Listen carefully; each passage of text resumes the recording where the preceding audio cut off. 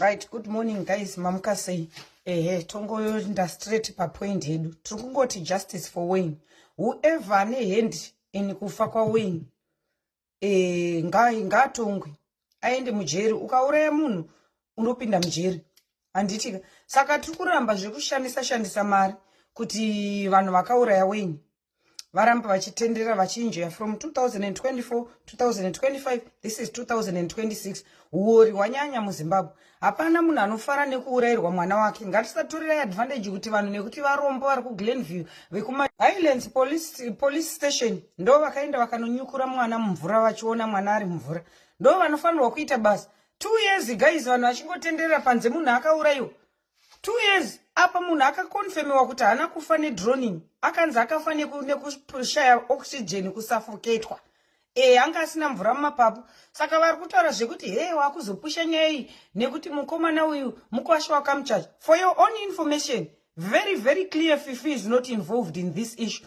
Zita raFifi riri kupinzwa nemi chete pakuti Fifi girlfriend yaCharles. Wayne akaurayiwa naCharles naLovemore naKudzi vari 3. Ndo vanoziva zvavakamuita. Hazvinei naFifi, hazvinei naKamuchacha.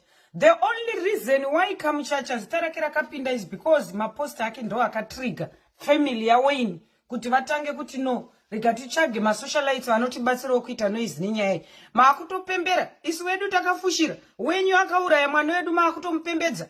Ndo zvakatsamwisa vanhu, but isusu hatinei nekuti mukwasha ndewani kana kuti chii. Kufa kwemunhu mwana akafa zvisina nzwisisiki. Ende vanhu vepabhawa akati kutoti justice for Wayne kuZRP kupage handei justice for Wayne. Kumapage avo vanaCharles naNakudzi vacho naLovemore handei kuti not justice for Wayne.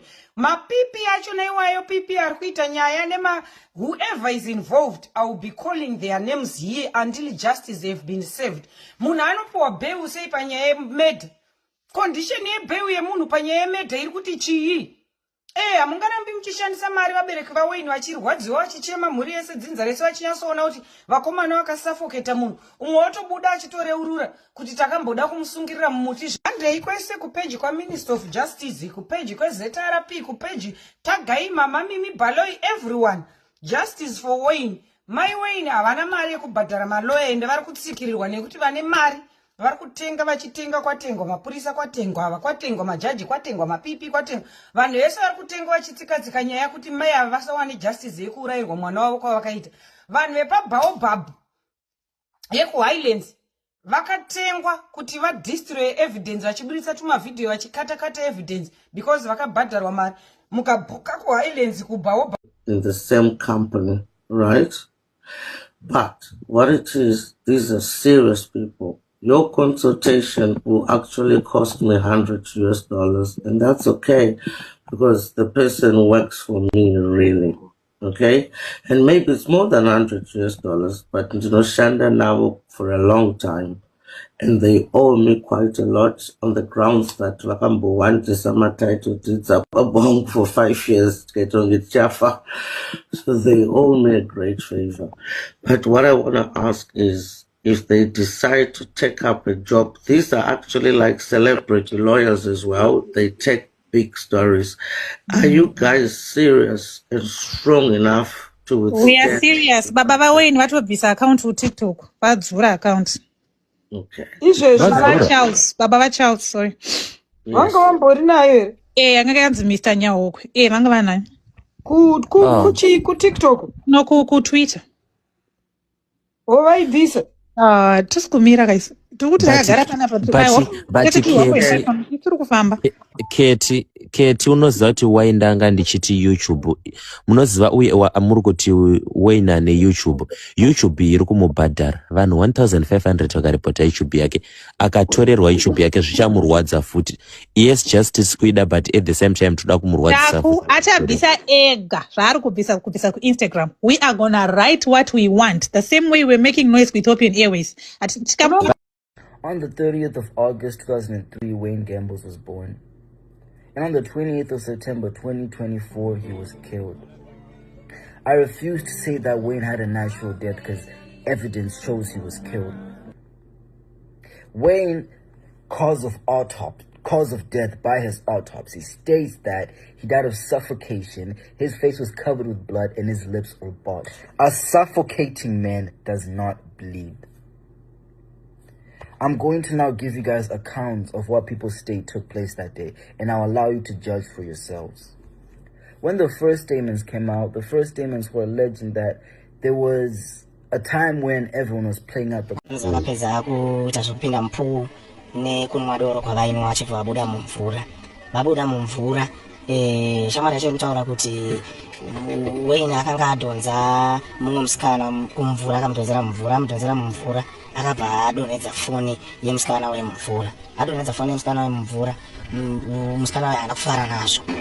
Wayne anobva anzi vachibuda mumvura apedza kuswima Wayne haana kuzowanika nguva iyoyo apo vanhu vese vanga vagadzira vakuda kuenda Wayne anonzi haana kuzowanika. Then vakomana ava vanoti ivo vaenda 5 minutes away from the venue vakabva vafona vachiudza muridzo premise kuti no tashaya tiitatisire mumwe munhu even kupuka namusite kuti hapana here ari present tashaya shamwari yedu imwe colleague yakati anonzi Wayne Gamble. Vanoti pasina nguva pani ndakabva vanotify kuti handina kumuona. Vakomana vakabva vanorara havana kunotify even one of our relatives kana one of anyone ane ukama naWayne Gamble. Kudzai, Wayne's closest best friend, went swimming with Wayne Gambles at 8 p.m. They were the last ones to go swimming at this time, and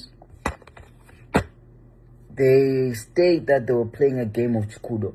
Chukudo means that they were just like play wrestling, you understand? Then hey, that's all I got. That's all I'm gonna tell you, because that's all I got. That's all I got. That's all I got. I wish I had more information to give you, but that's all I got. Since the day of Wayne's passing, neither of these people have taken an initiative to at least give his mom condolences, and especially Charles, because this happened at a party that he organized. Charles Mkwasha Mai Titi. This was a party that he organized. And the fact that he has been able to buy a house, he's been able to buy a car, but he's not been able to go visit his best friend's burial site. He was not able to go to his best friend's burial, but he also was not able to go pay condolences to his best friend's parents. I want to give them a chance to at least help me understand what could have taken place. I just want to know, because what is happening is the court date keeps getting pushed back. There's a court date for them this month. They are meant to go to court this month, but I don't know what's gonna happen. So yeah. Thank y'all for watching. Justice for Gamble.